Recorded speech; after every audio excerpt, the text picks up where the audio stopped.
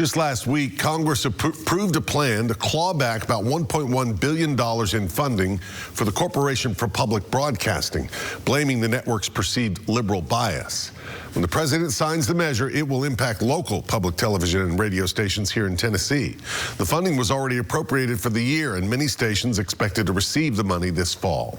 Now they're scrambling to fundraise to try to stay on the air. Our Kelsey Gibbs has a closer look. It is important that we are around for another 60 years, and we're determined not to go anywhere.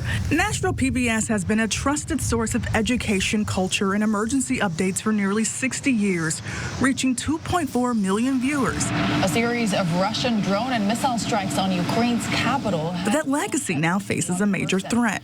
President and CEO Becky Magura says their mission is rooted in public service. Our sole purpose is to be here as part of the community, reflecting the community, really elevating the community voice, not only locally, but nationally. But staying connected won't be easy. Congress has rescinded 2 years of funding, $1.1 billion, slashing over $1 million from Nashville PBS and more than $7 million statewide at other PBS stations.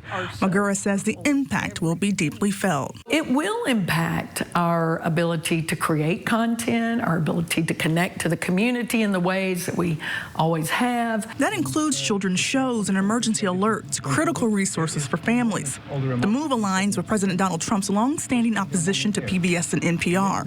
Just last month on Truth Social, he wrote, "NPR and PBS are a radical left disaster and 1,000% against the Republican Party." It's painful to have a different narrative cast about you that you know is not reflective, and you know is, in particular, is not about who you are on a state and local level.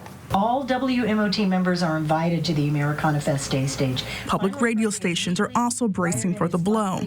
WMOT Roots Radio could lose up to $400,000. Public radio and public media in general is all about grassroots, right? It's a lot of people giving a little to make something special happen. Executive Director Val Hepner says funding helps cover music licenses and systems that send out emergency warnings. We're going to have to make some hard decisions, and that means what programs stay, what programs go. Now both stations are leaning on the community to keep them going. My hope is that the community steps up and helps.